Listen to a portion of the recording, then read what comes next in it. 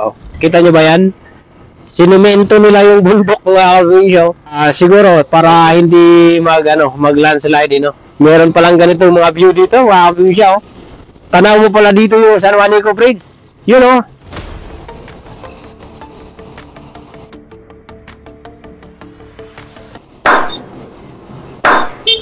Biglaan na lang lumigo yung NMAX na yun, mga kaprobinsya, hindi walang sumignan. Pagkakalam ko mga kaprobinsya ay dito, tumalon si Dante Barona, no?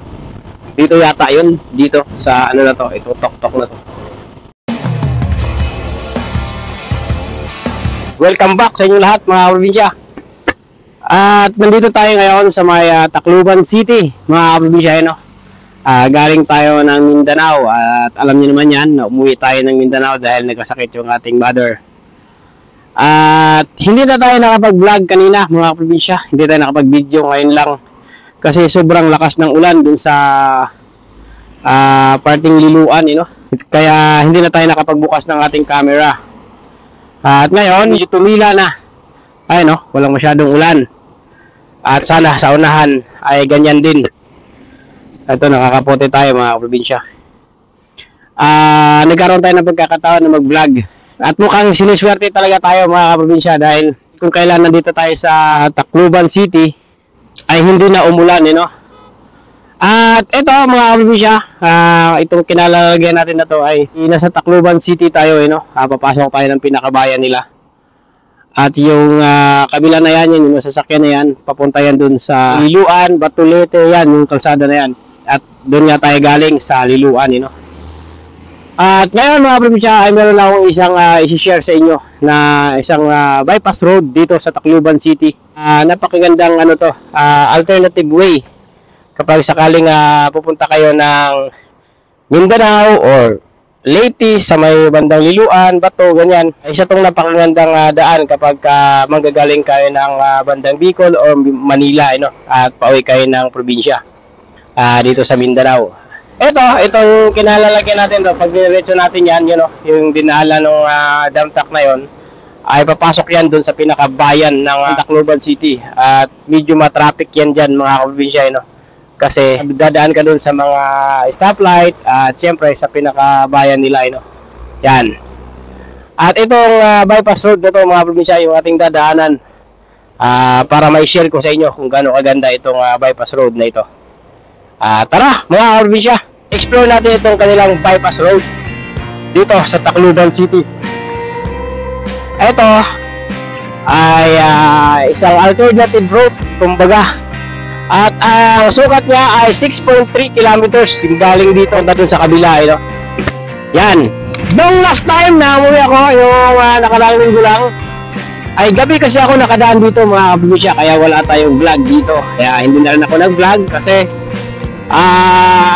wala rin naman masyadong makikita, kaya hindi tayo nag-vlog. At ngayon na umaga tayo nakadaan at sinadya ko talagang umaga tayo dadaan dito para just in case man na hindi umulan ay makapag-vlog tayo rito, At kung makikita nyo yan, may mga ilaw dyan, may mga solar light. Sa gabi yan mga kaprobinsya ay umiilaw yan lahat. Napakaliwanag dito sa gabi. Nung ako'y dumaan dito ay talagang na-miss ako sa ganda ng daan na to. Siguro sa lahat ng mga bypass route na nadaanan ko, isa na to o baka ito nga yung pinakamaliwanag sa gabi. Kasi tingnan nyo mga probinsya yung ilaw, halos ilang di pa lang yung pagitan, ilaw na naman. Tapos ang lakas pa niyan sa gabi. Ito na rin yung way mga probinsya, kung sakasakali na kagaya ko, napapunta ako ng Manila, diretso na to doon sa may malapit sa may nililikuan papuntang San Juanico Bridge. Yan. At kung makikita nyo naman mga kaprobinsya, napakaganda ng kanilang kalsada. Yun lang, umuulan doon mga kaprobinsya. Sana wag tayong abutan ng ulan para kahit paano naman ay maganda-ganda yung ating vlog. Ayun na nga mga kaprobinsya, ang sinasabi sa hula, umulan na nga. Sayang naman. Although hindi naman mga kaprobinsya yung ating camera, pwede naman yan sa ulan. Kaso lang, kuha kasi natin ay magkakaroon yan ng siyempre tubig-tubig dahil umuulan. Wow, maambo na nga. Sana ganyan lang hanggang doon sa may San Juanico Bridge, mga kaprobinsya, no? Wow! Umuulan! Silong muna tayo, mga kaprobinsya.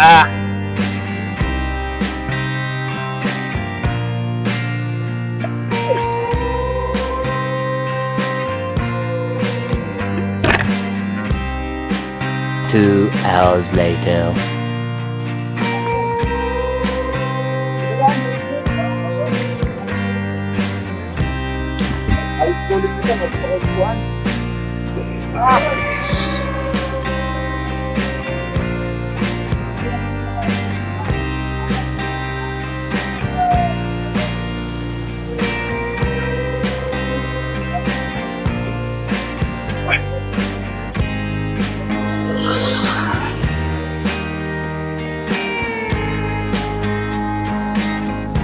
Yun, mga probinsya, buti na lang hindi masyadong tumuloy yung ulan, no?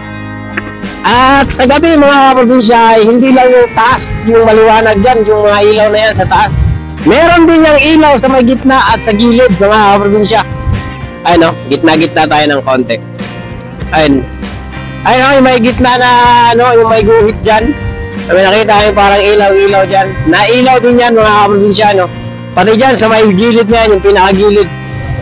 At ito. Yung may mga guhit-guhit na puti, may ilaw yan, mga kaprobinsya, no?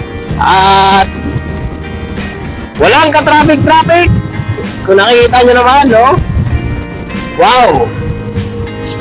At isa pa, ay napakaganda rin ng mga view. Yan, no?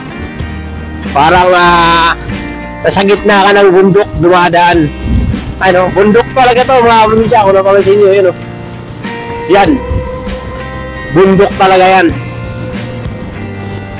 Wow! At dyan sa unahan, mga kaprobinsya, no? Ay San Juanico Bridge na. Paglabas mo nito, unahan lang ng konti, ay yun na yung papunta doon sa may San Juanico Bridge. Yan, yung pinakamahabang tulay dati sa Pilipinas. Ngayon ay meron ng umagaw sa kanyang titulo. Yan, at sana makaabot yung ating vlog hanggang doon, no? Hindi muna umulan kasi ano, sobrang dilim ng panahon. Ulan talaga yan sa unahan, mga kaprobinsya. Hindi ko alam kung bakit gano'n. At tuwing napapadaan ako dito sa bandang Samar, Leyte, tuwing umuwi ako ng probinsya ay ano, umuulan. Ayun, oh. Yan, mga kaprobinsya, oh. Wow, kita nyo ba yan? Sinimento nila yung bundok, mga kaprobinsya, oh. Siguro para hindi mag-landslide, no? Meron palang ganito mga view dito, mga kaprobinsya, oh. Tanaw mo pala dito yung San Juanico Bridge. Yun, oh. Di ko sure kung kita sa video, mga kaprobinsya, no? Pero dito sa akin, klarong-klaro yung San Juanico Bridge. Ayun, oh, yung may parang tulay na dumaan dun sa pinakagitna ng dagat. Wow, ito na siguro yung pinaka-peak, yung baga pinakatuktok niya, no? Yan. Galing, mga kaprobinsya, no? Talagang tinaga nilang simentohin yan, no? Tapos nilagyan nila ng hagdan-hagdan. Yun. Yan yung dagat ng ng Tacloban City. At kung napansin nyo, mga kaprobinsya, yun, may mga parang maliliit na pulo-pulo. Siguro may mga may-ari yung mga isla na yan, no? Ayun, no? May mga nakatayo ring bahay. At yun, yung San Juanico Bridge, mga kaprobinsya. Yung nandun. Dadaanan natin yan mamaya, sana hindi ulan. Yun, no? Ay, kung napansin nyo mga ilaw, mga kaprobinsya, no? Hanggang dito, meron, ayun, no? Merong ilaw hanggang dito. Yan. Yan, kapag kumanan tayo dito, ay papunta to ng sentro ng Tacloban City. Dito naman ay papunta na to dito ng Samar o dun sa may San Juanico Bridge. Yan, diba? Yun yung kanilang bypass road, mga kaprobinsya. At ngayon naman ay pupuntahan natin yung San Juanico Bridge. Dati, mga kaprobinsya, share ko lang sa inyo yung last time na umuwi ako dito. Kung hindi ako nagkakamali, ano yun, pagkatapos ng bagyong Yolanda, umuwi ako sa probinsya namin. Talagang itong mga kabahayan na yan, yan o, talagang halos lahat ay nagiba talaga mga probinsya yun. Pero ngayon, kahit paano nakakabako na, mga ilang taon na rin naman ang nakakalipas, mula nung tumama rito yung hagupit ni Yolanda. Ayun o. At yung napapanood natin dati sa sa TV, yung mga taga rito, yung mga kababayan natin dito na nanghihingi na lang ng mga pagkain sa mga dumadaan papuntang Maynila o papunta ng Mindanao. Dito yun mga kaprobinsya, itong highway na to. At may mga nakalatag pa nga dito na mga bangkay, nandito lang, nakalatag lang sa gilid ng kalsada dahil sobrang dami talaga yung nasawi nun. Yan. Pero ngayon, kahit paano mga kaprobinsya ay okay na At nakabawi na rin yung ating mga kababayan rito. Siguro hindi man talaga 100% na nakabawi, pero at least kahit pa paano naka-recover na ng konti, Yan. At yun, eto na mga kaprobinsya. Liligo na tayo dito papunta sa may San Juanico Bridge. Ito, kakanan tayo dito. Yan. Ito.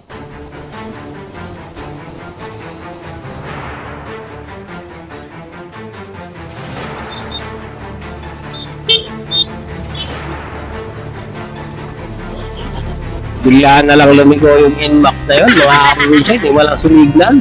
At andito na tayo, papasok ng San Juanico Bridge, papasok na tayo ng Samar. Ito.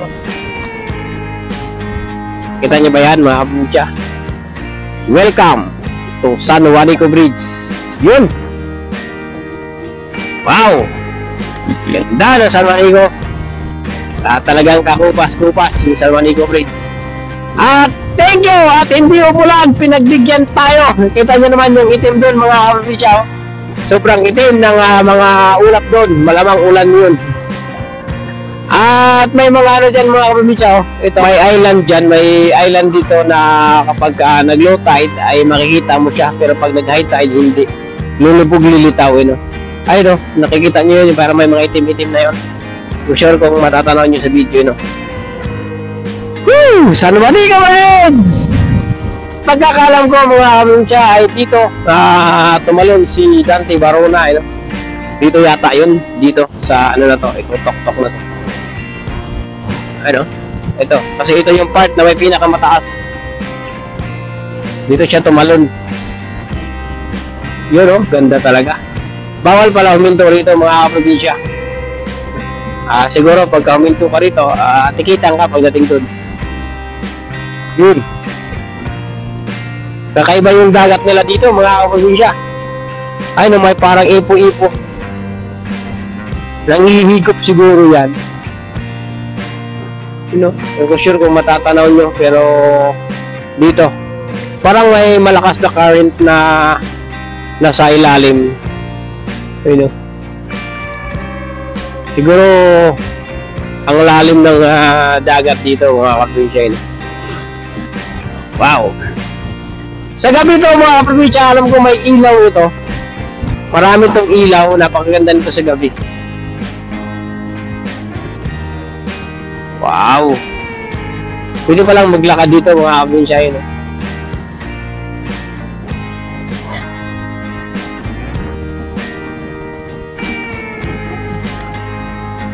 Wow. Woo! At yun na, ito na.